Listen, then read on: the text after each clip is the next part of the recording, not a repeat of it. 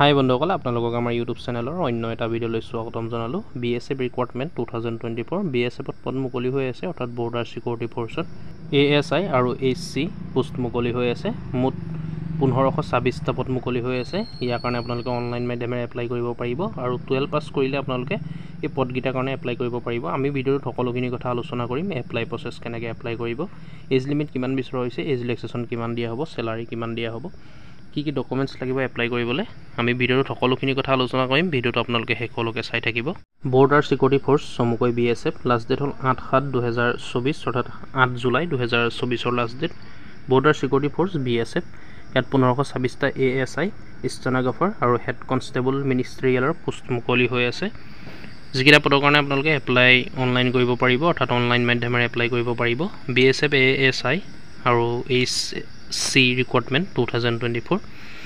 প্ৰথম পোষ্টকেইটা মুকলি হৈ আছে assistant sub inspector stenographer, combatant stenographer and warrant officer, personnel এছিষ্টেণ্টৰ পোষ্ট মুকলি হৈছে। টোটেল পোষ্ট 243টা মুকলি হৈ আছে। CAPF ৱাইজ ভেকেঞ্চি মুকলি কৰা হৈছে। BSFৰ কাৰণে 17টা, CRPFৰ কাৰণে 21টা, ITBP কাৰণে 56টা, CISFৰ কাৰণে 146টা, SSB কাৰণে 3টা পোষ্ট মুকলি হৈ আছে।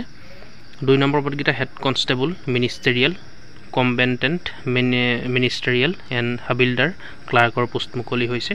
ইয়াত টোটেল পোষ্ট 1283টা পোষ্ট মুকলি হৈ আছে, অৰ্থাৎ 1283টা। CAPFৰ ৱাইজ ভেকেঞ্চি ভাগ কৰা হৈছে। BSFৰ কাৰণে 302টা, CRPFৰ কাৰণে 282টা, ITBPৰ কাৰণে 163টা, CISFৰ কাৰণে 496টা, SSB কাৰণে 5টা, আছাম ৰাইফলছৰ কাৰণে 35টা পোষ্ট মুকলি হৈ আছে। Related article BSF recruitment, eligibility ক্ৰাইটেৰিয়াসমূহ চাই লওক। Eligibility criteria of BSF ASI and HC recruitment. Age limit বিচৰা হৈছে ইয়াৰ কাৰণে 18 পৰা 25 বছৰৰ ভিতৰত হ'লে আপোনালোকে এপ্লাই কৰিব পাৰিব। এজ ৰিলেক্সেশ্যনো দিয়া হ'ব কেটেগৰী ৱাইজ। OBC কাৰণে 3 বছৰ থাকিব, SC কাৰণে 5 বছৰ, ST কাৰণে 5 বছৰ এজ ৰিলেক্সেশ্যন দিয়া হ'ব। ইয়াৰ কাৰণে এডুকেশ্যনেল কোৱালিফিকেশ্যন বিচৰা হৈছে minimum senior secondary school certificate, অৰ্থাৎ হাই ছেকেণ্ডেৰী পাছ কৰিলে আপোনালোকে এপ্লাই কৰিব পাৰিব। ৰিকগনাইজ বৰ্ড বা ইনষ্টিটিউটৰ পৰা পাছ কৰা হ'ব লাগিব।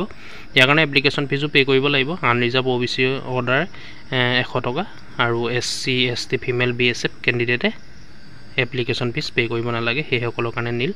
Payment mode credit, debit card, UPI wallet, net banking, online মাধ্যমেৰে আপোনালোকে পে'মেণ্টটো কৰিব লাগিব। How to apply for BSF recruitment, apply কেনেকৈ কৰিব চাই লওক। ইয়াৰ কাৰণে মই কৈছোঁৱে লাষ্ট ডেটটো 8 জুলাই আছে আৰু ষ্টাৰ্টিং ডেটটো 9 জুন।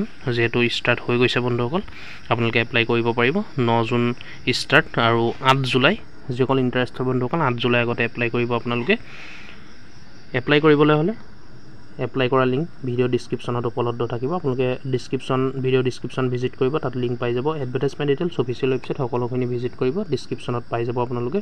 ভিডিঅ' ডিছক্ৰিপশ্যনটো চালেই হ'ল, তালৈকে গৈ পেলাই আপোনালোকে এপ্লাই কৰিব। অনলাইন এপ্লাই কৰা লিংকো আপোনালোকে অতি সহজতে ডিছক্ৰিপশ্যনত পাই যাব। যিসকল ইণ্টাৰেষ্ট হয়, এডুকেশ্যনেল কোৱালিফিকেশ্যন মিলে বা এপ্লাই কৰোঁ বুলি ভাবে, আপোনালোকে 9 তাৰিখে যিটো আৰম্ভ হৈছে বন্ধুসকল, 9 জুন আৰম্ভ হৈ গ'ল অলৰেডি। 8 তাৰিখে লাষ্ট ডেট আছে, 8 জুলাই আগতে আপোনালোকে এপ্লাই কৰি দিব। গতিকে বন্ধুসকল, ভিডিঅ'টো আজি ইমানেই আছিলে। যদি চাই ভাল পালে লাইক কৰিব, কিবা সুধিবলগীয়া থাকিলে নিশ্চয় কমেণ্ট কৰি জনাব আৰু ভিডিঅ'টো শ্বেয়াৰ কৰিব যাতে সকলোৱে গম পায়। আৰু এনেকুৱা ধৰণৰ আপডেটবোৰ পাই থাকিবলৈ আমাৰ ইউটিউব চেনেলটো ছাবস্ক্ৰাইব কৰি ল'ব। ছাবস্ক্ৰাইব কৰিবলৈ পাহৰি নাযাব। ধন্যবাদ।